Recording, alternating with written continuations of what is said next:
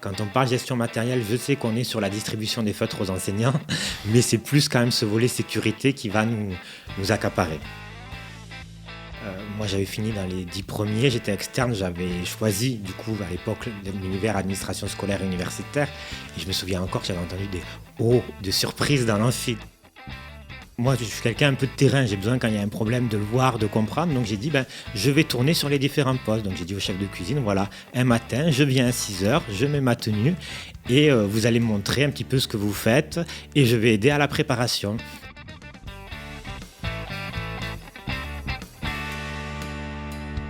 Bienvenue sur Ambition Publique, le podcast qui donne la parole à des jeunes fonctionnaires pour transmettre leur ambition pour la chose publique.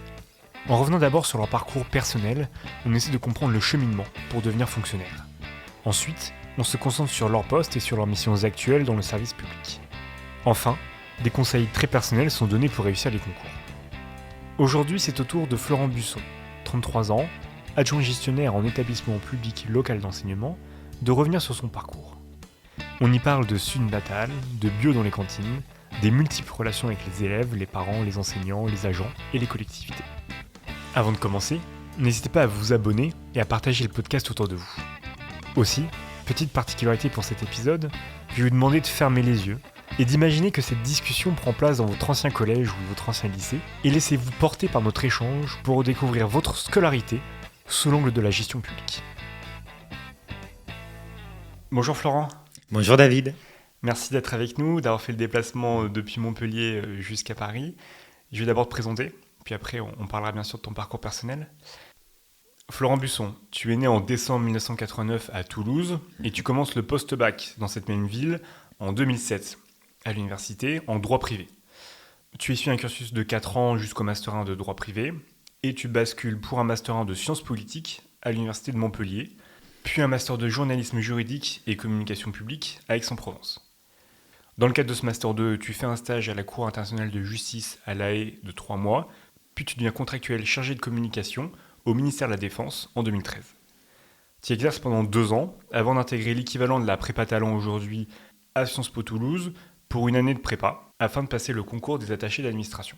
Tu réussis le concours des instituts régionaux d'administration en 2016 à Bastia et tu choisis la voie de sortie des attachés en établissements publics locaux d'enseignement.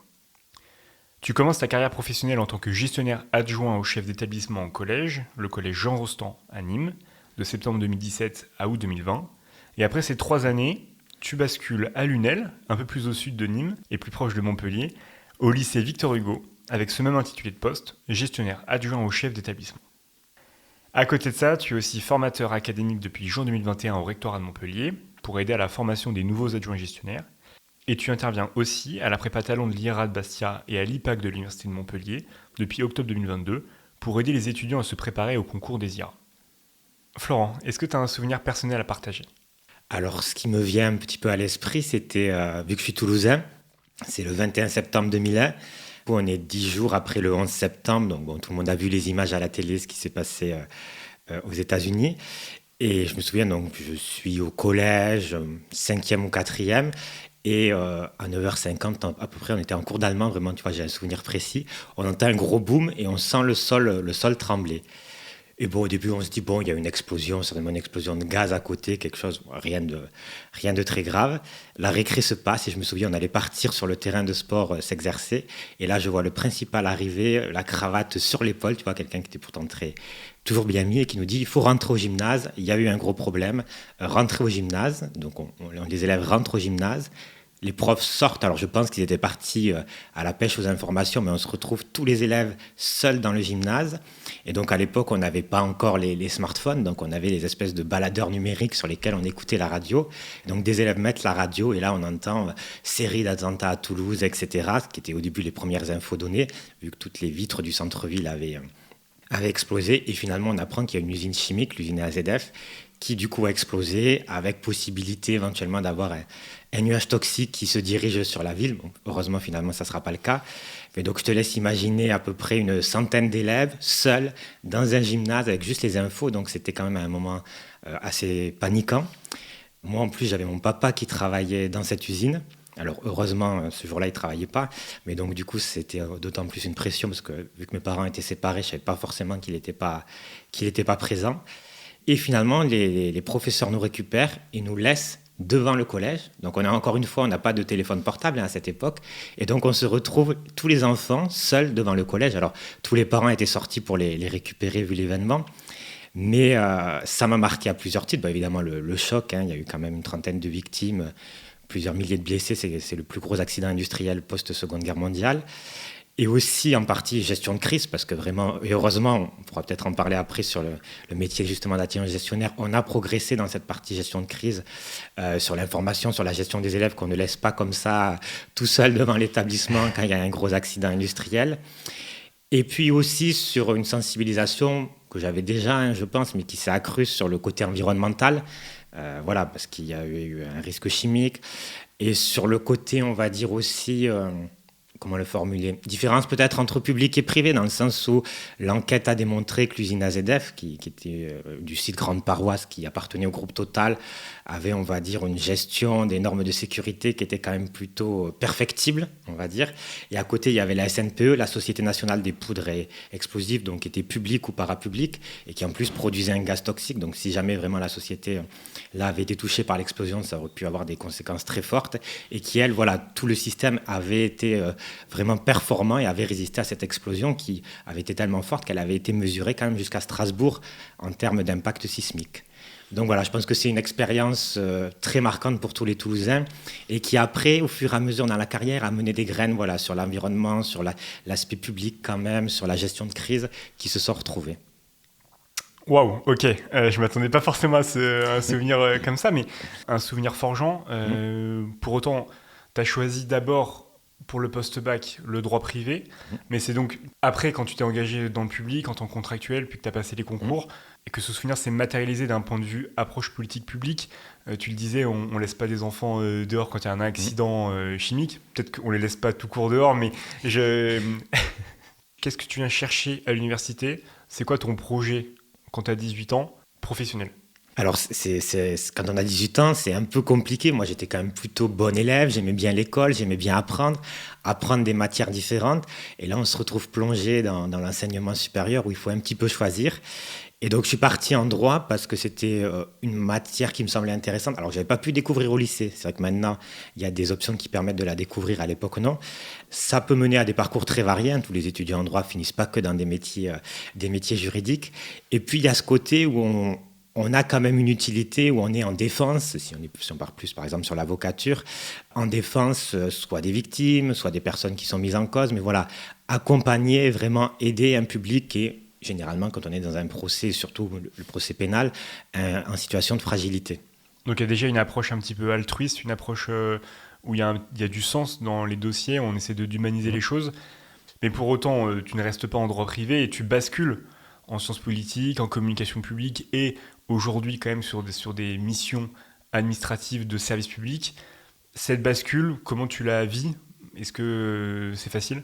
Alors, pas forcément facile, mais c'est vrai qu'au bout de 4 ans en droit, alors j'adorais le droit, mais je trouvais que c'était un peu étouffant et enfermant de n'être que dans un univers juridique.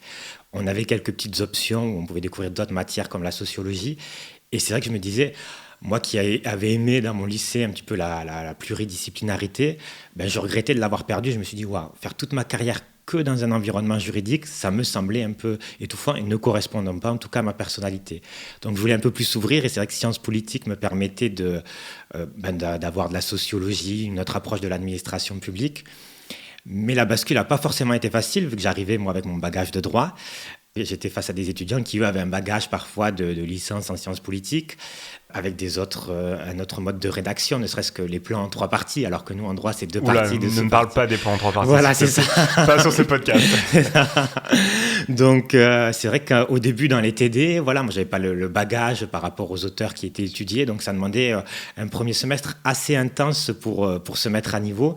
Et puis finalement, j'ai pas du tout regretté mon choix. Et voilà, cette polyvalence, c'est vraiment ce que j'ai apprécié, ce que j'ai essayé de garder au fur et à mesure, y compris dans mon poste d'adjoint gestionnaire actuel. D'accord, mais avant d'être adjoint gestionnaire et avant de passer ce concours, tu as une expérience quand même assez importante de 2 ans en tant que contractuel au ministère de la Défense. Est-ce que c'est du pur hasard de passer de la Cour internationale de justice à La Haye au ministère de la Défense? Comment cette opportunité se présente? Alors, c'est vrai que j'avais un petit côté institution internationale, on va dire, ou dans le sens où, à côté de mes études, j'ai participé à l'ASPEC, qui est une simulation du Parlement européen entre le Canada et du coup l'Europe. Une année, ça se déroule au Canada, une année en Europe. Donc, il y a une grosse simulation qui est vraiment hyper enrichissante, tant sur le plan des connaissances, évidemment, en termes de fonctionnement de l'Union européenne, droit européen, mais même de fonctionnement politique, que sur le plan humain, parce qu'on se retrouve entre jeunes pendant une semaine de simulation non-stop. Donc c'était vraiment une super expérience. Et je pense que c'est ça qui m'a donné un petit peu le petit goût de l'international, d'où ma candidature à la Cour internationale de justice, où j'avais été retenu pour un stage de 3 mois. Très enrichissant aussi. Mais bon, où je m'étais dit, voilà, le côté institution internationale n'est peut-être pas celui où je vais forcément me diriger. Et donc après, au ministère de la Défense, j'étais pas mal justement sur ces questions d'Europe de la Défense. On avait fait un forum à ce sujet, ou sur les jeunes. Déjà, tu vois, il y avait la jeunesse qui arrivait, sur l'engagement entre le lien entre l'armée et la jeunesse. Donc du coup, c'est un petit peu par là que c'est rentré. Et c'est vrai que mes traits chargés de communication, l'avantage, c'est que tu as aussi cette polyvalence, tu es sur des sujets qui sont assez variés, tu vas être sur de la rédaction, de l'organisation d'événements, etc. Donc tu retrouves ce côté un peu touche à tout que j'aime bien. Mais tu n'y restes pas. Ce poste qui se veut polyvalent, où justement tu fais plein de choses différentes, tu ne vas pas y rester. Alors est-ce que c'est le fait d'être contractuel qui est pas forcément sécurisant? Est-ce que c'est la volonté ferme de devenir fonctionnaire, donc d'être titulaire, etc. Comment tu vois cette entrée dans le corps des fonctionnaires quand tu deviens attaché? Est-ce que c'est vraiment une attirance profonde ou pareil, c'est un petit peu une rencontre, le chemin qui se construit au fur et à mesure? Alors ça va être quelque chose qui va se construire dans le sens où moi, dans ma famille, j'ai pas de fonctionnaire. Donc c'est vrai qu'au début, la fonction publique, ça me semblait un peu obscur sur ce système de concours, de gestion par corps. Alors tu as des corps qui correspondent à un emploi, tu as des corps comme le corps des attachés qui correspondent à une grande multitude d'emplois, voire qui sont interministériels. Donc au début, j'arrive un petit peu, je ne vais pas dire la fleur au fusil, mais voilà, un petit peu sur mon poste de chargé de communication contractuelle. Et puis au fur et à mesure, en échangeant, notamment avec ma supérieure hiérarchique, qui elle était une attachée issue de l'IRA de Bastia, voilà, je découvre un peu plus le fonctionnement, ce corps des attachés qui permet d'avoir une grande polyvalence en termes de poste, une grande polyvalence aussi en termes de lieu d'exercice, vu qu'on est interministériel. C'est au fur et à mesure que ça va se construire cet intérêt pour intégrer la fonction publique, en effet, en tant que fonctionnaire. Et aussi, il y avait un choix personnel qui faisait que Paris, qui est une super ville, surtout que je suis à Paris actuellement, je ne vais pas dire le contraire, mais j'aime beaucoup Paris en plus comme ville, mais j'avais envie de redescendre un peu dans mon sud natal, on va dire. Et donc, du coup, l'option personnelle et professionnelle se sont faites en même temps. Justement, j'allais te poser cette question un petit peu de Paris et de cette approche territoriale. Donc oui, tu le dis bien, quand on est attaché, on sortira notamment si on est à l'IRA de Bastia, où on peut vraiment avoir des postes en administration déconcentrée dans la zone géographique qui correspond, ou alors aller à Paris en administration centrale. Et donc là, tu nous dis que tu préfères revenir un petit peu dans ton sud natal. Paris, t'aimes bien, mais pas plus.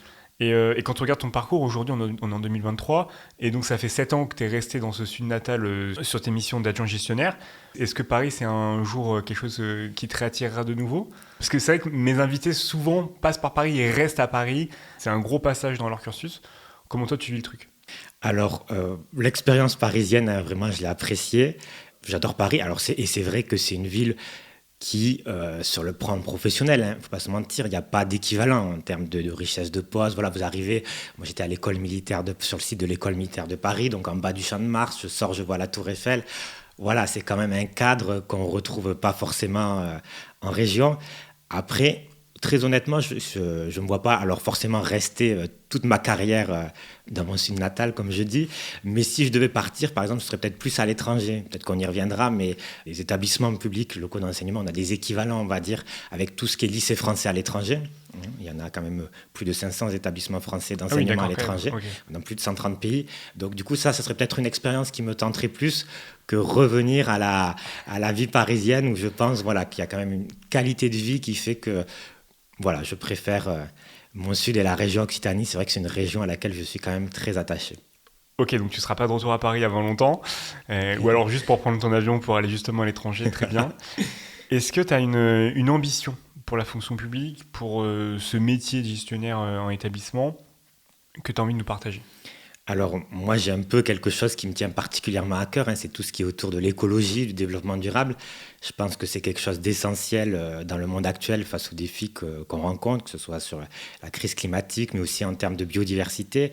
Et je pense que du coup, être fonctionnaire aujourd'hui, alors quand je dis fonctionnaire, c'est agent public, hein, j'inclus évidemment les contractuels, ça ne peut pas se faire sans avoir ce volet dans le cadre de ces missions. Et on a tous un volet environnemental. Je veux dire, il n'y a pas que le ministère de la Transition écologique qui agit à ce sujet. Il n'y a pas que des gens qui portent des politiques publiques aussi qui agissent à ce sujet. Parce que souvent, on fait une dichotomie, fonction support, politique publique. Un acheteur public, il peut verdir ses achats publics, etc. Donc moi, c'est quelque chose que j'essaye de porter modestement dans les postes où je suis. Et voilà, d'essayer de mener des projets, de faire en sorte que les administrations dans lesquelles j'exerce, les EPLE, soient le plus exemplaires possible, voilà, avec les moyens qu'on a et les contraintes parfois. Mais je pense que voilà, la fonction publique du XXIe siècle, elle doit être vraiment écologique. Je rejoins tout à fait sur cette fonction publique du XXIe siècle qui doit justement verdir ces politiques publiques. Et je crois d'ailleurs que tu as mené un projet assez important, assez structuré, innovant, dans ton collège. Et ça, bien sûr, on l'évoquera dans la partie 2, c'est un petit teasing. Mais avant qu'on passe à cette partie 2, c'est une question que je pose souvent. Est-ce que tu as un objet, une œuvre d'art, un film, un livre qui est signifiant pour toi, qui représente le métier de gestionnaire en établissement scolaire ? Alors, honnêtement, en termes de films, livres sur le métier d'adjoint gestionnaire, c'est compliqué d'avoir quelque chose où on est représenté. Et pourtant, c'est vrai que les établissements scolaires le sont beaucoup, mais nous, on ne l'est pas.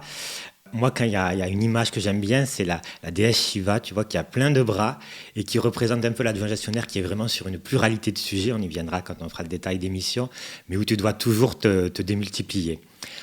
Après, peut-être s'il y a un film qui est quand même à noter récent sur l'univers scolaire, c'est Un métier sérieux. C'est par le réalisateur d'Hippocrate.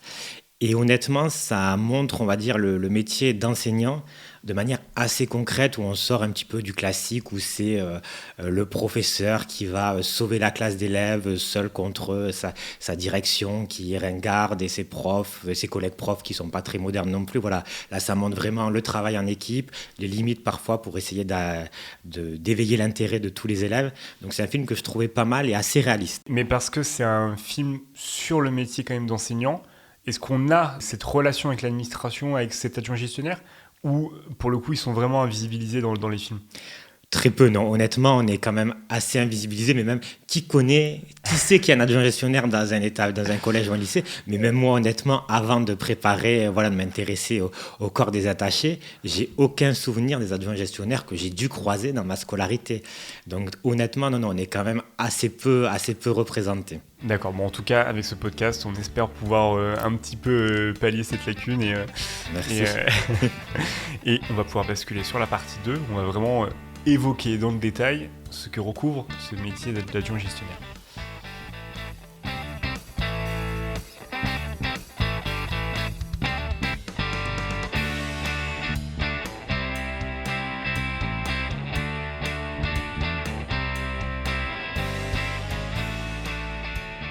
Florent, tu commences ta carrière professionnelle en tant que gestionnaire adjoint au chef d'établissement au collège, le collège Jean Rostand à Nîmes pendant 3 ans, avant de basculer en lycée, de nouveau pendant 3 ans. Alors, qu'est-ce qu'un gestionnaire de lycée, un gestionnaire adjoint au chef d'établissement ? Alors, le vrai terme, c'est adjoint gestionnaire. Mais c'est vrai qu'on utilise plus l'appellation gestionnaire adjoint au chef d'établissement parce que quand tu dis je suis adjoint gestionnaire, tout le monde pense que tu es l'adjoint d'un gestionnaire. Donc du coup, l'adjoint gestionnaire ou le gestionnaire, je vais utiliser les deux, ça sera plus simple, il est membre de l'équipe de direction, c'est-à-dire tu as un chef d'établissement qui a un adjoint pédagogique, un principal adjoint au collège ou un proviseur adjoint au lycée, et donc son adjoint gestionnaire qui va l'aider sur tout ce qui va être, entre guillemets, non pédagogique, même si, on y viendra certainement après, l'adjoint gestionnaire peut s'investir dans le pédagogique. Donc du coup, une grosse partie de tes missions, ça va quand même être le management. Parce que tu vas encadrer tous les agents techniques, donc c'est-à-dire qui s'occupent de l'accueil, de l'entretien, de la maintenance, de la restauration, plus aussi au niveau de ton secrétariat où tu peux avoir d'un agent un peu plus suivant les établissements. Donc du coup, tu es manager de proximité, alors d'autant plus en collège, où généralement, tu n'as pas d'agent-chef. Donc, c'est toi le N+1 de tous les agents techniques. Donc là, les emplois du temps, la gestion des absences, les entretiens professionnels, etc. Alors qu'au lycée, tu auras déjà un premier niveau, un premier filtre. C'est ça. En lycée, tu as toujours l'agent-chef ou le responsable entretien. Maintenant, les appellations varient suivant les collectivités. Et pareil au niveau de la restauration. Donc, en fait, ce sont eux les N+1 des agents et toi, tu es leur N+2. Donc, c'est vrai que c'est eux qui, là, vont s'occuper de tout ce qui va être emploi du temps, évaluation. Toi, tu vas juste le faire au niveau de tes responsables. C'est vrai que ça soulage, on va dire, la gestion managériale. Mais c'est pour ça que c'est pas mal de commencer en collège parce qu'au moins, tu y as touché à cette gestion. Et donc, après, pour accompagner tes chefs d'équipe, etc., tu as déjà mis la main, tu es un peu plus légitime. Et en tout cas, tu vois un peu plus comment ça se déroule. Et tu peux même, s'ils sont absents, prendre leur place et les suppléer ou voir leur donner de la méthode, effectivement, d'accord. Okay. Exactement. Donc là, en lycée, on est facilement, pour te donner une idée, moi j'étais à 15 agents en collège, là on est à une trentaine au lycée. Donc voilà, l'aspect managérial, il est quand même très présent. Il faut aimer encadrer. Justement, quand tu aimes encadrer, c'est un métier qui est intéressant. Après, tu vas avoir une partie évidemment plus budgétaire, donc préparer, exécuter, rendre compte du budget. Alors évidemment, toutes les missions sont toujours sous l'autorité du chef d'établissement. Donc après, il te délègue plus ou moins suivant les parties. Donc là, les budgets, on va être, au collège, j'étais à 500 000 euros, là 1,2 million d'euros. Donc voilà, il y a tout cet aspect pilotage budgétaire et puis gestion plus du quotidien, on va dire, avec il faut payer les factures, encaisser les recettes, etc. Et tu es aussi régisseur. Donc, tu gères une régie.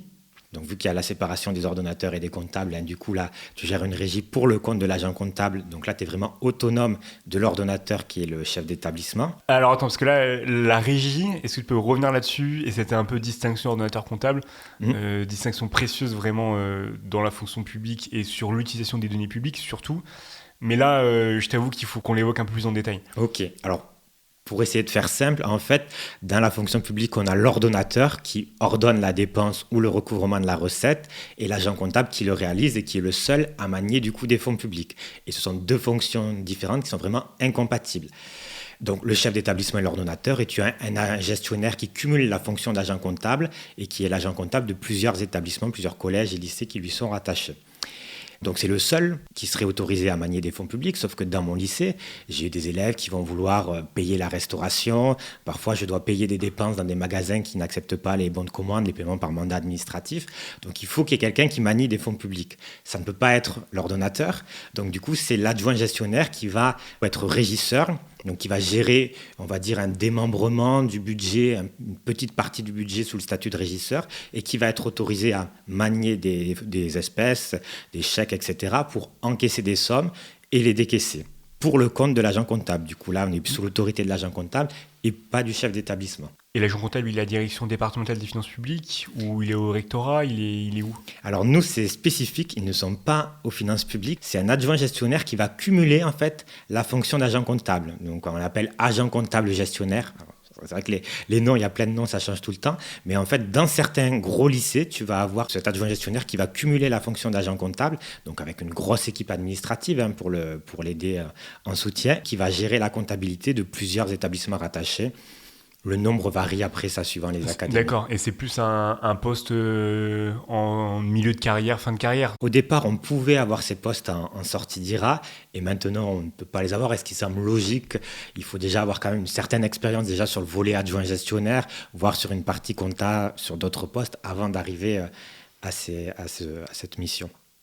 D'accord, est-ce qu'il y a d'autres missions que le gestionnaire de lycée, Oui. ou plutôt que l'adjoint gestionnaire, occupe? Ah ben oui. Après, il va y avoir tout ce qui va être le volet un petit peu marché public. On est un établissement public, un établissement recevant du public.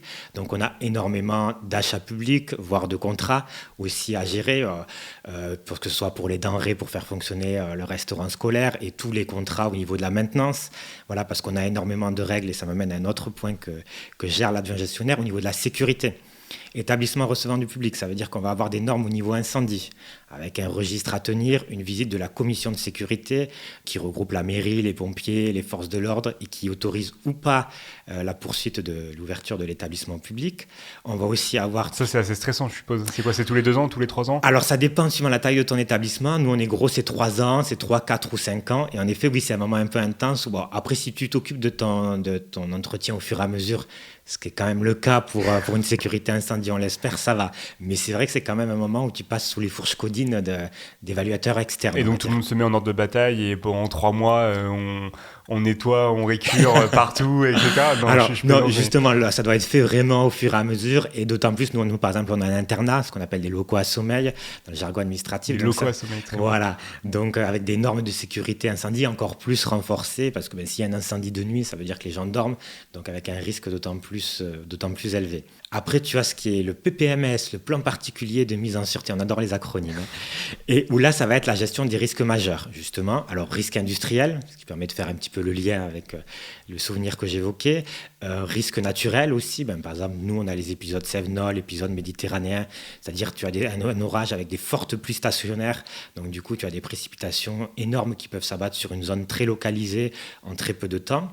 Et aussi, maintenant, depuis quelques années, risque humain avec tout ce qui est risque d'attentat. Voilà, notamment avec le risque d'un kamikaze qui s'introduit dans l'établissement. Pour ça, incendie et PPMS, il y a des documents et puis tu fais des exercices régulièrement pour préparer tant les personnels que les élèves à réagir à ce type de situation. La classique alarme incendie, c'est ça. Pour voir si c'est ça ça. réagit Et correctement. du coup, alarme intrusion, généralement la gendarmerie vient, parfois tu as quelqu'un qui joue le kamikaze qui s'introduit, tu fais sonner les sirènes, etc.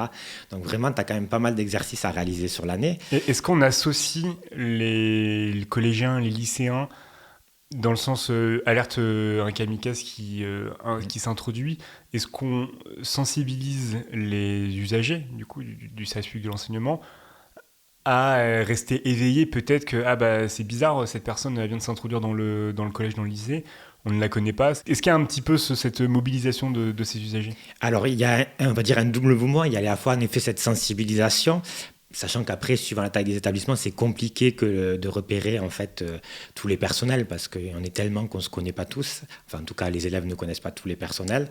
Donc, à la fois cette sensibilisation, qu'ils aient les réflexes en cas d'exercice, et à la fois, on est quand même sur un public jeune. On essaye de pas trop les paniquer non plus. Voilà, le premier exercice d'alerte intrusion, on prévient les élèves, on prévient les parents, voilà, qu'ils ne paniquent pas.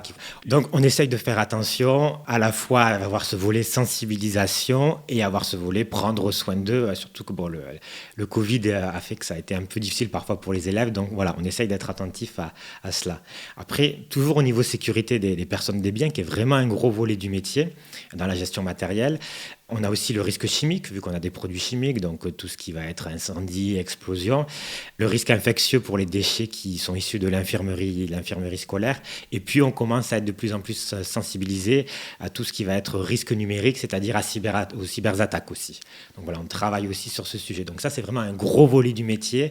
Quand on parle gestion matérielle, je sais qu'on est sur la distribution des feutres aux enseignants, mais c'est plus quand même ce volet sécurité qui va nous accaparer. Ok pour les feutres, mais c'est quand même important que les enseignants puissent travailler dans de bonnes conditions. Cette partie un petit peu gestion matérielle, fourniture, c'est aussi une mission, bien sûr, une composante de ton job. Alors, oui et non, dans le sens où oui, tu vas t'assurer qu'en effet, les enseignants et tous les personnels et les moyens matériels d'exercer leur mission. Mais après, tu es aidé, tu as un secrétariat, donc c'est pas toi qui vas t'occuper forcément de la distribution des feutres.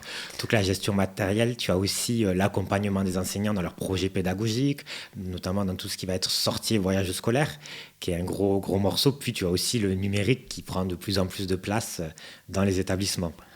Mais quand tu dis numérique, ça veut dire qu'on dépasse le fait d'avoir une salle équipée avec des ordinateurs. Est-ce que ça allait plus loin, avec des tableaux numériques par exemple ? Alors voilà, il y a les tableaux blancs interactifs qui permettent en effet de donner le cours de façon un peu plus poussée, on va dire, aux élèves. Et puis certaines régions, comme la région Île-de-France, il me semble, et la région Occitanie le fait, ça c'est sûr, c'est doter tous les élèves d'un ordinateur portable à leur entrée en seconde. Donc du coup, les professeurs peuvent les faire travailler directement sur l'ordinateur qui leur a été doté par la collectivité territoriale de rattachement.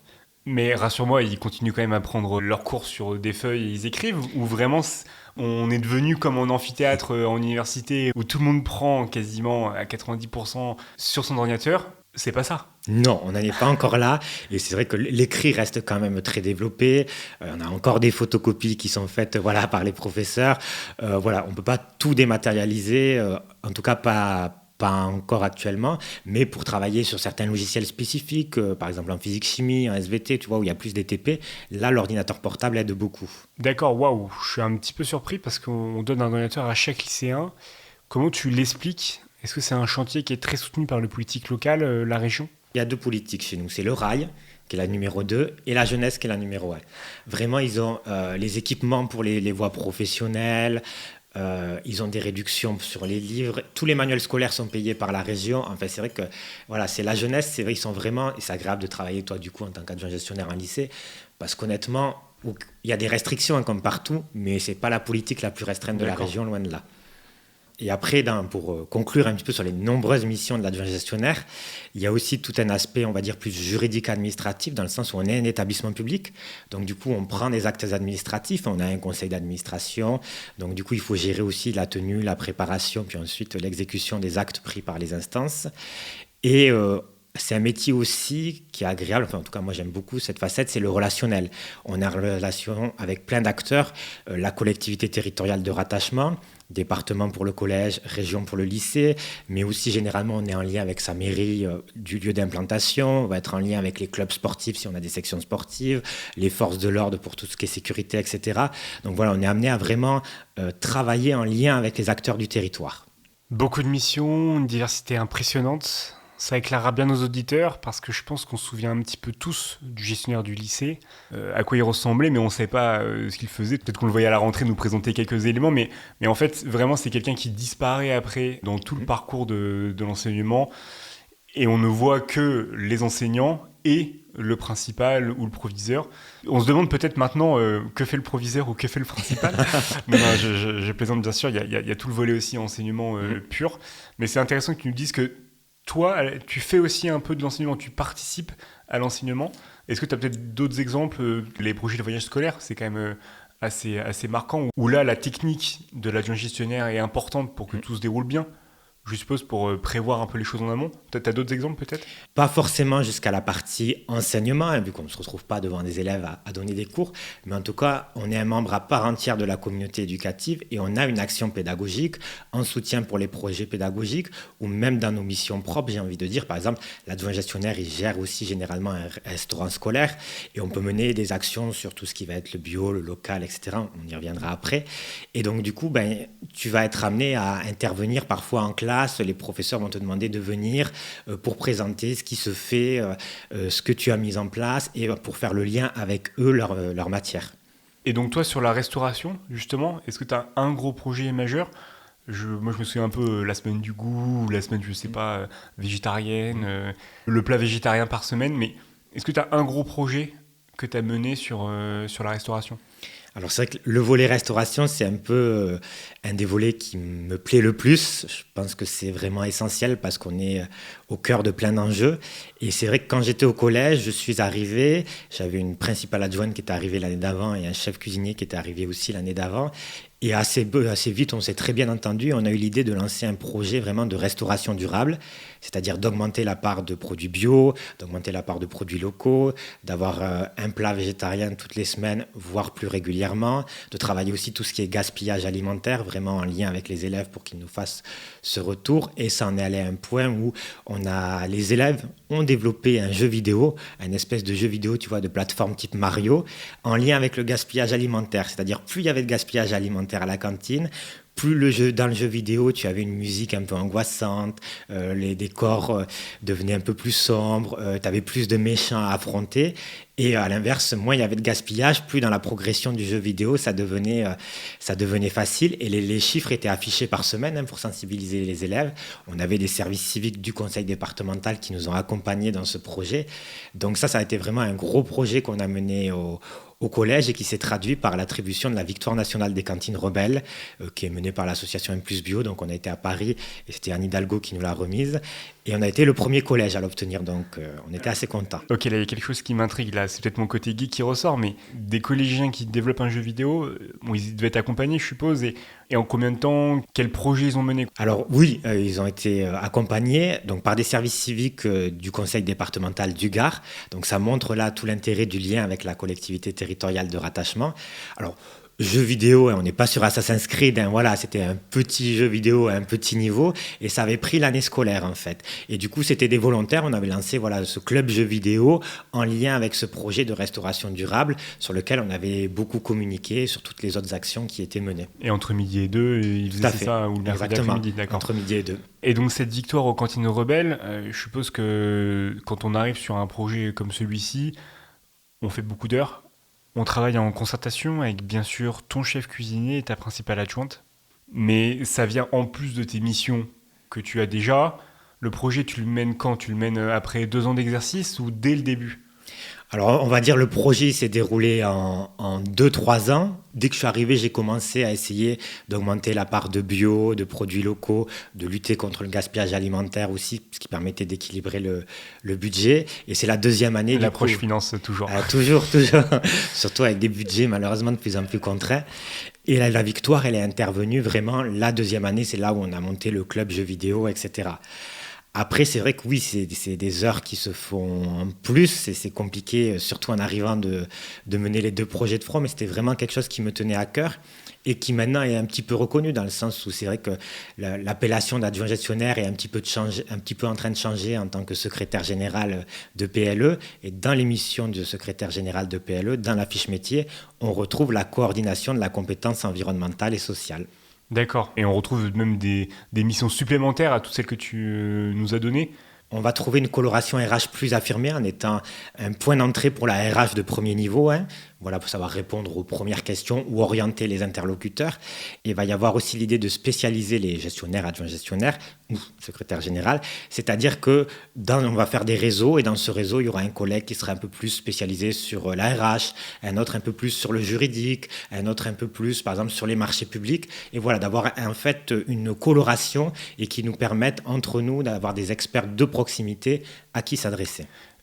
Je rebondis sur ce terme de spécialisation. Parce que quand tu arrives sur ce poste, tu es seul en tant que catégorie A gestion administrative. Tu as une équipe donc voilà, de B et de C avec toi, mais tu prends la place de quelqu'un qui est parti. Tu n'as pas forcément d'homologue sur ce côté gestion administrative. Est-ce que ça n'a pas été trop dur quand tu es arrivé sur ce poste-là ? Comment vous êtes accompagné ?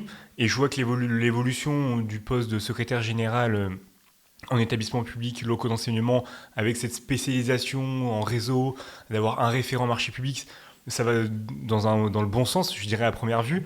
Comment toi, tu as géré quand tu avais un sujet sur les marchés publics et que tu n'avais pas le temps de creuser à fond ? Comment ça se passe ? Quand je suis arrivé en poste en septembre 2017, j'ai eu, et c'est le cas pour tous les nouveaux adjoints gestionnaires, une tutrice qui m'a été affectée, donc du coup qui est quelqu'un d'expérimenté et qui t'accompagne sur les questions que tu peux avoir. Après, cette espèce de spécialisation informelle, elle se fait parce que tu connais un petit peu ton réseau, tu vois les collègues sur quoi ils peuvent avoir une appétence, mais pour le moment, ça se fait un petit peu, on va dire, de manière voilà, vraiment informelle. Je pense que c'est très important quand tu es adjoint gestionnaire d'aller aux réunions et aux regroupements que tu peux avoir justement pour développer ton lien avec les collègues et ne pas rester seul quand tu es face à une situation où tu as besoin d'avoir une réponse à tes questions ou d'assistance. Et après, tu as quand même aussi le rectorat qui a un bureau de contrôle et de conseil aux établissements où quand tu les saisis d'une question, tu as un service juridique qui la mouline et te fait une réponse voilà, vraiment avec le texte de loi, qu'est-ce qui est possible de faire ou pas. D'accord, oui. Chez chaque rectorat a son service de soutien et eux, je suppose que s'ils ont des questions encore trop pointues, ils en réfèrent directement au ministère et ça irrigue comme ça le territoire. D'accord. Et tu disais qu'il y avait des sortes de regroupements d'adjoints gestionnaires. Ça veut dire quoi ? Il y a une sorte des petits déjeuners des adjoints gestionnaires où vous vous retrouvez, vous faites du réseau Ouais, parce que je me dis, à ce type de réunion, vous exposez les bonnes pratiques ?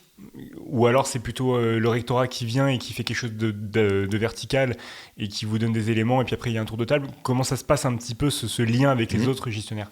Il y a 2 types de réunions. Il y a soit le rectorat qui vient, et là ça reste descendant où on les expose les actualités administratives, juridiques, etc. Et ensuite on se regroupe. Alors on se regroupe par agence comptable, c'est-à-dire tous les établissements rattachés à un agent comptable. Et on a aussi des regroupements entre plusieurs agences comptables pour créer des réseaux, on va dire, territoriaux, où là, du coup, on se retrouve à 2 ou 3 agences comptables et c'est nous qui définissons l'ordre du jour. Donc, tel collègue va dire, moi, j'aimerais bien parler de ce sujet parce que je le maîtrise, ou au contraire, j'aimerais bien qu'on évoque ce point parce que je me sens en difficulté, j'aurais besoin qu'on me fasse un rappel. Et donc, ça, 3-4 fois par an, on se retrouve dans ce format de réunion entre plusieurs agences comptables. Et toi, par exemple, tu as pu amener le sujet des cantines rebelles sur la table ? Alors oui, tout ce qui est environnement, en tout cas, c'est quelque chose que j'ai déjà présenté et promu pour montrer comment on peut, dans quel cadre, quelles sont les limites parfois aussi à ce type de projet, etc. Ok, donc des relations quand même assez importantes avec d'autres agents gestionnaires. Je veux revenir sur d'autres relations que tu as, celle avec ton proviseur, le personnel de direction. Comment ça se passe ? Tu disais au tout début que vous étiez à 3, principal adjoint et l'adjoint gestionnaire, ou proviseur. Comment ça se passe, ce trinôme ? La relation avec le chef d'établissement, elle est vraiment essentielle parce que c'est ton supérieur hiérarchique, mais aussi parce que dans l'établissement, il n'y a personne au-dessus. Il n'y a pas de N+2, de N+3. Et comme tu le disais tout à l'heure, tu n'as pas d'autres cadres administratifs que toi. Donc, tu vas vraiment fonctionner en duo avec ton chef d'établissement. Il y a aussi l'adjoint pédagogique, donc principal adjoint, proviseur adjoint, où là, tu vas avoir des relations, mais qui vont être plus sur des projets spécifiques, on va dire, où parfois vous allez travailler ensemble, ou alors dans le cadre de l'équipe de direction, quand il y a des gros sujets à traiter, où on se réunit tous ensemble. Donc, c'est une relation vraiment essentielle, on va dire, pour ton travail au quotidien. C'est un personnel qui n'est pas un personnel administratif, c'est pas un attaché, lui, il est dans le corps des personnels de direction, donc généralement, c'est dans 99% des cas, un ancien professeur ou un ancien CPE, donc il va plus être spécialisé sur ce volet, ce qui te permet généralement d'avoir une certaine autonomie. Voilà, si le lien de confiance se développe, tu vas avoir pas mal d'autonomie, ce qui est quand même appréciable. Et puis peut-être la particularité qu'il y a aussi dans les EPLE, c'est que généralement, c'est aussi ton voisin, parce qu'on est logé par nécessité de service, en fait. Donc du coup, tu retrouves aussi le proviseur en dehors de tes heures. Donc ça... C'est pour ça que c'est intéressant d'avoir quand même une bonne ambiance de travail. Tu le croises en pyjama sur le palier, voilà. Quand même pas.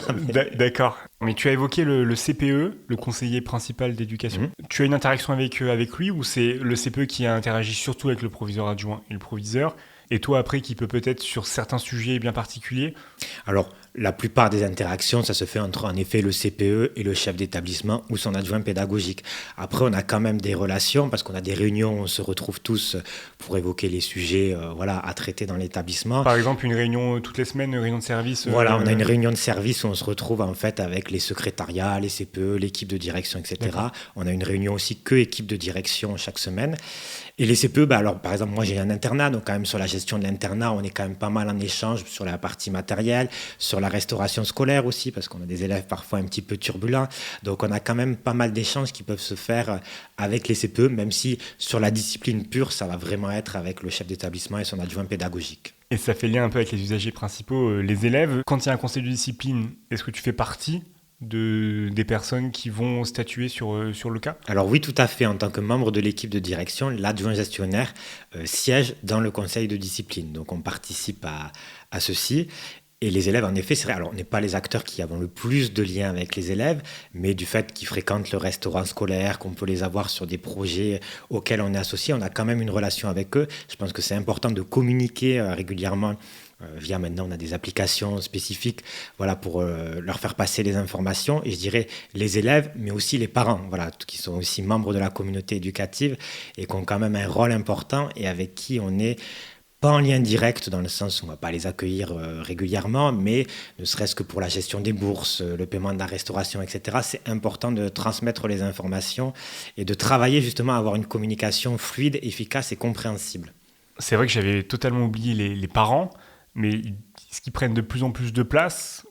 Comment toi tu dois interagir avec eux ? Parce que c'est pas ta mission première, mais pour autant quand tu te retrouves face à des parents, tu dois peut-être avoir une vigilance particulière parce que c'est une capacité de plainte ou d'aller voir en tout cas ton supérieur.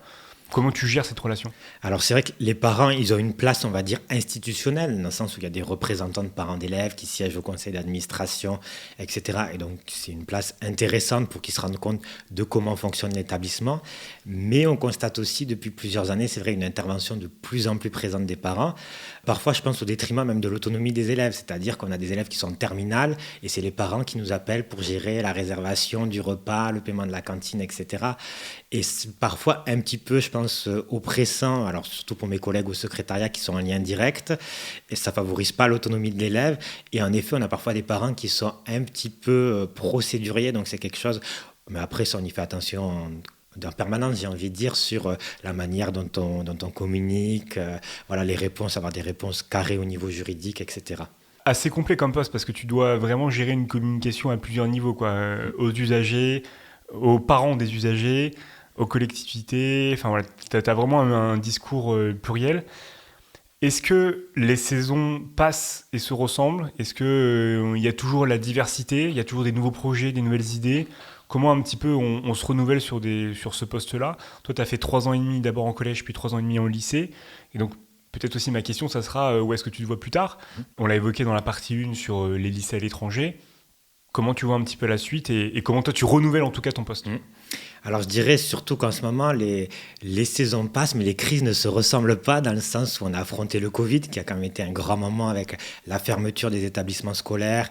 Et ensuite, on avait du coup le couvre-feu aussi, donc il fallait adapter les horaires. Puis en plus, les élèves venaient, mais seulement la moitié. Donc l'autre moitié devait suivre à distance en visio. Après, on a eu tout ce qui est aussi inflation, explosion des coûts de l'énergie ou des denrées alimentaires.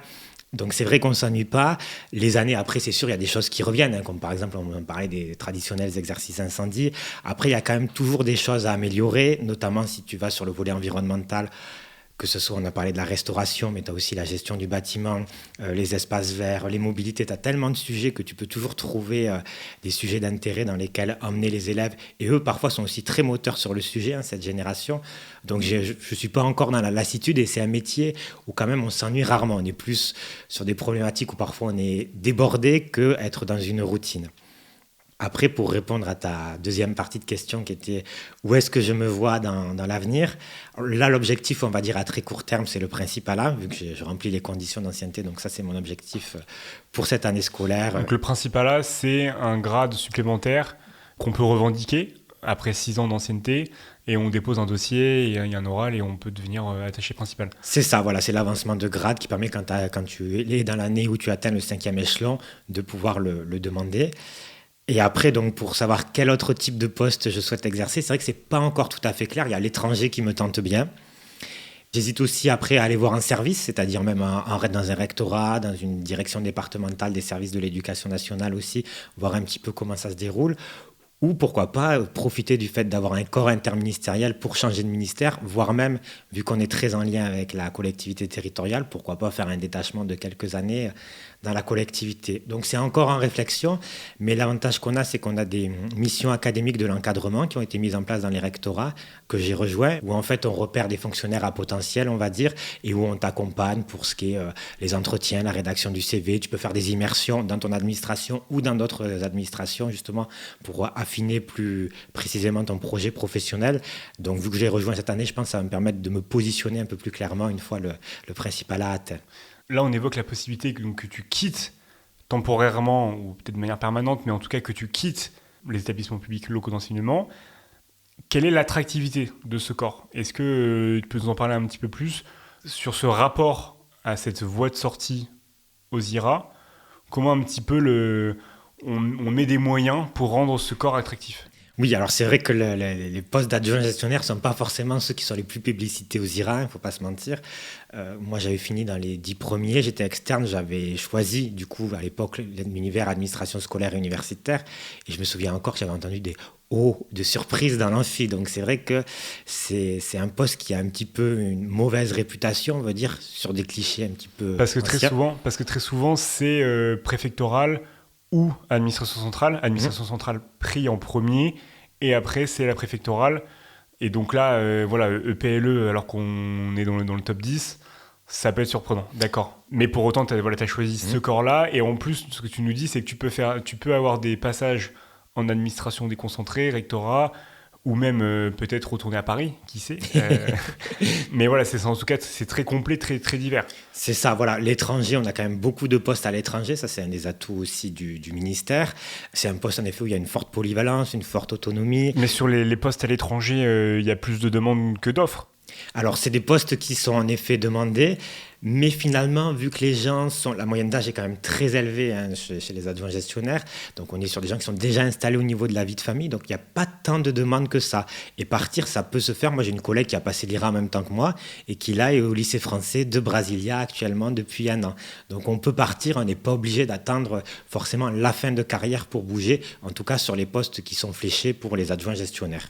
D'accord, mais je suppose qu'on demande quand même un niveau de langue anglais, plus peut-être la langue locale, ou même pas le simple fait de parler français suffit? Alors, on te demande de savoir te débrouiller quand même un petit peu en anglais, ce qui est la langue toujours un petit peu essentielle. La langue locale, suivant le pays, ça peut être exigé ou pas. Ça dépend vraiment un petit peu des postes. Voilà, donc faut pas en tout cas que la question de la langue vivante soit forcément une barrière. Après, on demande quelques années d'expérience et le principal est quand même bienvenu quand on fait cette demande de mobilité à l'étranger. Tu parlais de Principalat d'échelon 5. Est-ce que tu peux nous dire combien tu gagnes en tant qu'adjoint gestionnaire? Comment, en début de carrière, comment ça évolue? Les avantages un petit peu aussi matériels, financiers? Oui, alors en tant qu'adjoint gestionnaire, alors là je suis encore échelon 4, je vais passer échelon 5 prochainement. Je touche, si je parle en net, avant le prélèvement à la source, vu que ça dépense après la situation personnelle, on est autour de 2 700 euros net. Donc on a un régime indemnitaire qui est par académie. Donc après, c'est vrai que ça va varier suivant les académies, mais qui se comprend, on va dire, aller entre 800 à 1300 euros, sachant qu'il y a la question quand tu es logé, parce qu'il y a quand même cet avantage en nature qu'il faut intégrer, qui est le logement. Ton régime indemnitaire peut parfois être un petit peu réduit. Tu as une NBI souvent aussi. NBI qui correspond? Nouvelle bonification indiciaire, c'est pour les métiers à technicité particulière. Donc tu as pas mal de points. En fait, c'est des points que tu multiplies par la valeur du point d'indice. 38, j'en avais en collège, là j'en ai 45 aussi. Donc voilà, il y a quand même faut additionner tout ça. On n'a pas forcément les régimes indemnitaires les plus élevés de la fonction publique, mais c'est vrai que le logement est un avantage en nature qui est conséquent, surtout que c'est des logements qui sont souvent au format familial. Donc c'est des logements qui sont quand même assez grands. C'est-à-dire que tu as combien de mètres carrés? Là, actuellement, j'ai 100 mètres carrés avec un petit jardin. Tu vois, c'est un T4. Okay. Donc voilà, j'avais un T5 avant au collège. Alors, c'est pas toujours le cas, mais généralement, c'est très rare de descendre en dessous du T3. Donc, c'est quand même un avantage assez agréable. D'accord, je crois que les Parisiens qui nous écoutent suent à grosses gouttes quand tu nous parles de ces avantages. Mais les adjoints gestionnaires parisiens, du coup, ont aussi des logements de fonction qui sont très demandés aussi, justement. D'accord, ah oui, quand même. Mais c'est vraiment obligatoire. Tu as un logement de fonction parce que de par ta fonction, tu es obligé d'être H24 sur le lieu. Alors, tu n'es pas obligé d'être obligé. Tu n'es pas obligé d'être H24, mais tu as des astreintes, donc des moments où tu ne travailles pas, mais tu dois être à proximité du lieu. Et donc, c'est pour ça que tu as le logement. Et puis, bon, si jamais il y a un problème et que tu es là, généralement, vu que c'est généralement des problèmes matériels, c'est quand même vers toi ou vers l'agent de maintenance qui est aussi logé, vers qui on va se tourner. Eh bien, parfait. On va pouvoir basculer sur la partie 3, sur les conseils pour intégrer ce poste.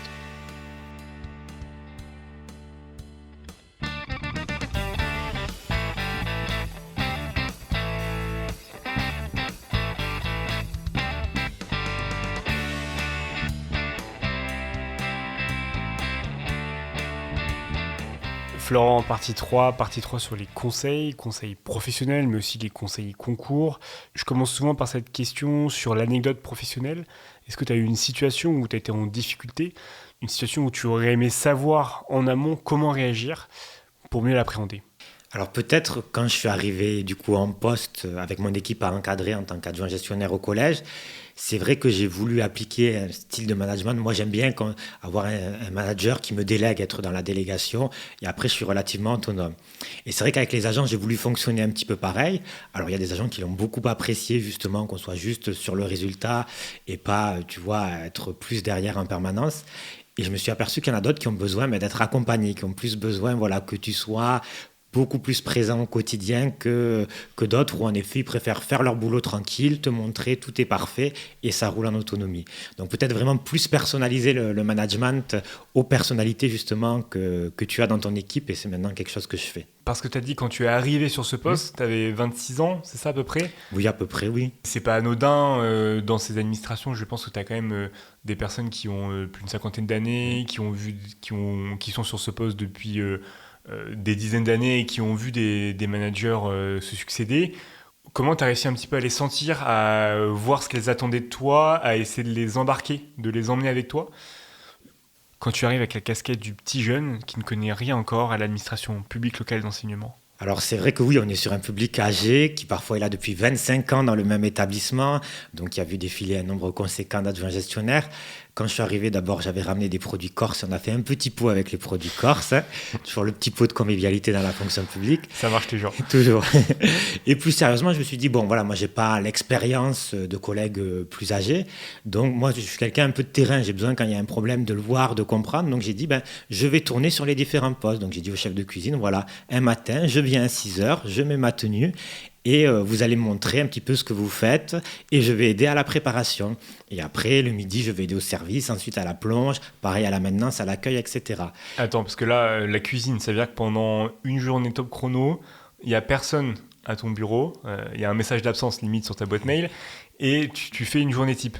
Alors oui, alors j'ai pas tout fait d'un coup, sachant que la cuisine commence à 6 heures, donc ils finissent en début d'après-midi. J'ai une collègue au secrétariat donc, qui était prévenue, donc c'était juste en face, hein, le bâtiment est juste en face, s'il y a une urgence, on pouvait me chercher. Mais oui, je voulais vraiment voir en conditions réelles comment ça se déroulait, parce que quand tu arrives, on te fait faire le tour en te montrant les installations. Mais là, vraiment, quand tu es plongé dedans, tu vois le relationnel entre les agents, si c'est fluide ou s'il peut y avoir des tensions qui s'expriment assez facilement. Tu vois les conditions matérielles, qu'est-ce qui marche ou qu'est-ce qui va pas ou qu'est-ce qu'on peut réorganiser pour que justement ça soit plus pratique. Tu vois concrètement ce qui est pénible ou pas. La plonge, très concrètement, je ne m'attendais pas à avoir autant de bruit, autant de charges à porter, un rythme très soutenu, un environnement humide. Enfin, c'est vraiment usant. Et quand les agents me disaient, mais on est usé, ben, je comprenais en effet que oui. A contrario, quand on te dit parfois, pour des remplacements, ah, mais j'ai pas le temps de faire 3 classes en plus, tu sais que toi, ben, tu as participé une fois à nettoyer une classe, donc tu vois à peu près combien de temps ça met. Donc tu dis, non, mais attendez, vous avez de l'expérience, moi non, j'ai mis tant de temps pour faire une classe, donc vous pouvez arriver à faire les 3. Donc je pense que ça te donne un côté légitime. Je pense que ça montre aux agents que ben, tu les prends pas de haut et que du coup il n'y a pas de saut métier entre guillemets. C'est vrai que surtout sur la partie entretien, c'est pas ce qui est forcément le plus valorisé. Et c'est vrai que ça a donné une nouvelle relation et que je pense le côté ah tiens le petit jeune qui sort de l'école est vite parti après cet épisode pour te dire, il y a même une agent qui m'a dit mais est-ce que je peux vous prendre en photo en train de faire la cuisine, parce qu'elle m'a dit en 20 ans de carrière dans les établissements, c'est la première fois que je vois ça. Ok, donc là pour tous les futurs adjoints gestionnaires d'établissement, attention, vraiment on vous encourage à aller justement tester, à aller couper des carottes, à aller voir comment ça fonctionne. Parce que vraiment, t'en es ressorti, tu l'as fait sur les 3 premiers mois quand t'es arrivé sur ce poste-là, t'as pris tes marques et très vite, tu t'es ouvert auprès de ton supérieur pour dire, bah voilà, je vais faire ça. Ou même en fait, t'as même pas eu besoin de lui en parler, tu t'es dit, bah, j'ai envie de le faire, qu'ils me disent oui ou non, c'est inutile, ça sert à rien, ou je vous interdis, t'y serais quand même allé. Alors, j'en ai quand même parlé, évidemment, et à la fonction publique, on avertit toujours sans N+1, surtout que c'est une démarche qui peut peut-être paraître atypique, mais j'ai eu de la chance d'être soutenu. Alors, est-ce que tous les collègues doivent le faire? Je dirais pas forcément, hein. Chacun appréhende son environnement de travail quand on arrive, mais c'est vrai qu'en tant que premier poste, jeune, je trouve que ça donne un atout. Et pour te dire, j'ai un agent de maintenance qui est devenu responsable entretien et maintenance dans l'établissement, et donc qui connaissait évidemment à fond la partie maintenance, mais pas la partie entretien. Donc je lui ai parlé de cette idée, et lui aussi, du coup, il a fait sur la partie entretien. Il a tourné avec les équipes, il m'a dit, ben, ça m'a permis de mieux appréhender, du coup, mon poste de responsable et d'être plus au clair sur qui fait quoi, comment ils le font, avec quels outils, quelles sont les limites, qu'est-ce qu'on peut pousser comme amélioration, etc. Super, donc t'es vraiment allé chercher le côté opérationnel très très vite, et voire même dépasser un peu ce qu'on aurait pu attendre d'un adjoint gestionnaire pour vraiment t'affirmer et devenir plus légitime. Maintenant, en parlant un petit peu plus du concours, après avoir donné envie à nos auditeurs de passer ce concours, comment on le réussit ? Comment on gère son année de préparation ? Est-ce que tu as un conseil sur le fond, sur la forme, sur cette année de préparation ? Alors moi, je dirais les 2 conseils qui m'ont été utiles, c'est vraiment d'anticiper. Voilà, c'est un marathon, c'est pas un sprint, donc ça sert à rien de se mettre à réviser au dernier moment. Ça sert à rien non plus d'attendre de savoir, par exemple, si on est admissible à l'écrit pour préparer l'oral. Moi, l'oral, j'ai plutôt bien réussi. J'ai vraiment commencé à le faire dès que les écrits sont finis. Donc ça, vraiment, vu les charges de travail qu'il y a à réviser, anticiper au maximum pour, du coup, vous permettre d'avoir quand même des petits temps de respiration en voyant vos amis, votre famille, une activité sportive, parce que c'est essentiel aussi pour tenir la préparation au concours. Et enfin, sélectionner. C'est-à-dire, ne vous noyez pas dans les détails. Il y a beaucoup de choses à réviser. Là aussi, allez à l'essentiel. On ne vous demande pas forcément de tout connaître dans les détails. C'est plus les grandes lignes, les grandes idées forces, les grands principes que de se noyer dans des détails trop précis. Je te rejoins tout à fait sur le fait d'appréhender les épreuves orales, les épreuves d'admission bien en amont. Je le conseille d'ailleurs dans l'épisode sur les conseils concours, sur les 10 conseils. C'est vraiment quelque chose qui peut paraître difficile à envisager quand on est dans les écrits, qu'on a cette pression mais de toute manière ça sert à rien de réviser les oraux si je réussis même pas les écrits. Mais ça permet vraiment de prendre une longueur d'avance et de laisser maturer un petit peu toutes ces connaissances qu'on acquiert et d'arriver avec un peu plus de recul quand on doit réviser les épreuves orales. Et sur le fait de sélectionner, je te rejoins aussi. Tu disais que tu avais réussi ton grand oral. Comment un petit peu tu l'as préparé ce grand oral pour les IRA ? Je suppose que tu as évoqué forcément le poste de sortie. Comment ça s'est passé ?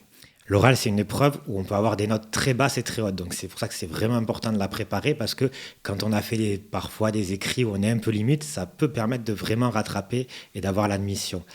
Faut penser vraiment professionnel. On n'est pas sur un oral, un master de connaissances, etc. C'est pas du tout ce qui est attendu. On est vraiment, pas tout à fait comme dans le privé, mais quand même un peu dans l'idée de sélectionner un candidat, alors sur des compétences, évidemment aussi sur des connaissances administratives, mais des connaissances concrètes sur, comme tu le dis, quel poste offrent les IRA à la sortie, sur quel poste je veux me positionner, sur quel poste, au contraire, je ne veux pas me positionner et pour quelle raison. Adjoint gestionnaire, c'est un gros volume de postes à la sortie des IRA, donc il faut savoir à minima dire pourquoi on le choisit ou au contraire pourquoi on ne le choisit pas. Il n'y a pas de bonne ou de mauvaise réponse, mais il faut montrer qu'on s'est intéressé à quel métier on va exercer et comment on va l'exercer concrètement. Et pareil dans la discussion avec le jury, évidemment son parcours, savoir en parler, mais bon, ça généralement c'est la partie qu'on maîtrise le plus, mais aussi se positionner professionnellement, c'est-à-dire que quand le jury vous demande un avis sur la question, il ne faut pas dire attention, je me retranche devant le devoir de neutralité ou je fais un avis où finalement on n'en sait pas plus à la fin. À un moment où vous demandez un avis, on l'argumente, on reste évidemment dans le cadre de ce qui est attendu d'un fonctionnaire, mais on est capable en tant que futur cadre A d'exprimer une position et ça aussi c'est important. Mais justement, il y a quelque chose qui m'intrigue et qu'on aurait pu évoquer en partie 1, c'est que tu n'as pas fait de stage, par exemple, dans un lycée, dans un collège, sur la partie de gestionnaire administrative.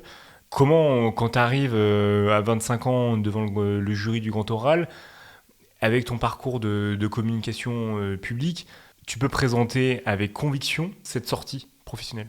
Alors c'est vrai que je ne l'ai pas précisé, mais pendant l'année de préparation, et d'autant plus que j'étais dans la classe préparatoire intégrée, là, les anciennes prépa talents, on a été en contact avec des professionnels en poste et j'ai été dans un lycée à Toulouse où du coup j'ai suivi l'adjoint gestionnaire pendant une semaine pour voir son quotidien professionnel.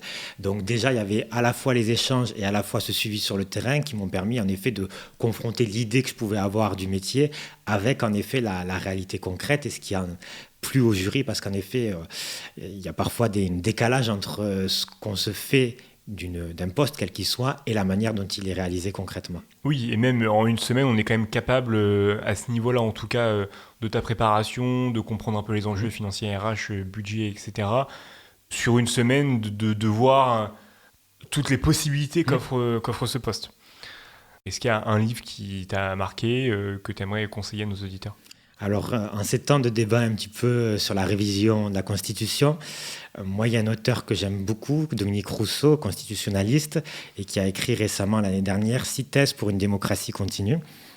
C'est un auteur que j'aime bien parce que généralement, il apporte des éléments de débat, alors qu'on soit d'accord ou pas, après chacun se fera son opinion, mais qui ne sont pas ceux qu'on entend tout le temps à la radio. C'est-à-dire que les questions sur la proportionnelle, le non-cumul des mandats, le quinquennat ou les septennats, c'est des questions qui parfois se posaient alors que je n'étais même pas né. Là, du coup, lui, il a plus des propositions originales. J'invite aussi les auditeurs à regarder, même sur Le Monde, il avait fait un article, ceux qui ont les abonnements, sur pourquoi il faut supprimer le Conseil d'État, et entre parenthèses, et aussi le ministère de la Justice. Ah oui, alors là, ça va pas nous plaire, parce qu'on a quand même prévu de sortir un épisode sur le Conseil d'État, donc si il n'y a plus de Conseil d'État... Alors, c'est un brin provocateur comme titre, parce que je pense que c'est un peu un style, en effet, qui se donne, mais il y a des vrais éléments de réflexion sur la place des institutions, sur le fait que les institutions sont parfois anciennes par rapport à l'évolution de la société. Et donc voilà, c'est un auteur qui, je trouve, amène en tout cas toujours des éléments de débat. Et quand je le lis, je me dis, tiens, ça m'amène à réfléchir sur des propositions originales. Et après, chacun se fait son avis après sur est-ce qu'on doit les suivre ou pas. Mais en tout cas, c'est rafraîchissant. Merci pour cette référence. C'est vrai que c'est toujours intéressant de lire des livres qui permettent de donner de la profondeur sur des thèmes qui sont souvent évoqués, mais qui sont évoqués en surface, et où ça nous permet justement de pouvoir briller. On s'approprie, on s'approprie pas, mais en tout cas, d'avoir des éléments sur des thèmes d'actualité. On arrive à la fin de l'épisode, est-ce que tu as un mot de la fin ? Déjà te remercier parce que ça a été un échange intéressant et même pour ta démarche de podcast envers les jeunes fonctionnaires, je pense que ça permet vraiment de mieux connaître la fonction publique qui est parfois de l'extérieur un petit peu nébuleuse. Et peut-être vu que c'est un podcast qui s'adresse aux jeunes fonctionnaires, quand on arrive en poste, on est un peu tout feu, tout flamme, avec plein d'idéaux et parfois, on est face à des structures qui sont un peu plus rigides qu'attendues, qui évoluent un peu moins rapidement que ce qu'on souhaite et leur dire de garder en fait cette énergie. La fonction publique de demain, c'est ce que nous, jeunes fonctionnaires, on va en faire. Donc c'est important de garder l'énergie des débuts et de ne pas la laisser s'émousser. Merci déjà pour tes mots et je te rejoins tout à fait sur cette fraîcheur à apporter et essayer d'une certaine manière de défier un petit peu ce qui existe, les blocages et d'y apporter toutes tes expériences personnelles précédentes. À mon tour, Florent, de te remercier d'avoir fait le déplacement, d'avoir fait l'Occitanie-Paris, puisqu'on a bien compris que tu oscillais entre Toulouse, Montpellier, Lunel, Nîmes, etc. Mais merci vraiment d'avoir fait le déplacement pour te prêter à cet exercice et de valoriser, de rendre attractif ce métier d'agent gestionnaire en collège, en lycée et peut-être même en lycée à l'étranger. Je te le souhaite. Je te remercie. Merci à toi.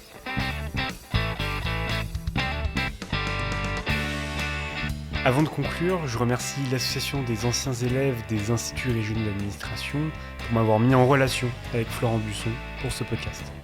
Aussi, si vous avez aimé ce podcast, cette balade dans votre ancien collège ou ancien lycée, n'hésitez pas à le partager autour de vous, à le liker et à activer la cloche pour rester au courant des nouveaux épisodes.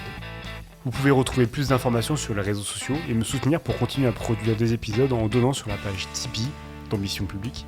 Toutes les informations sont dans la description. Enfin, et surtout, n'oubliez pas, votre ambition pour la fonction publique ne fait que s'enrichir. Donc continuez à vous renseigner et je vous dis à bientôt pour un nouvel épisode.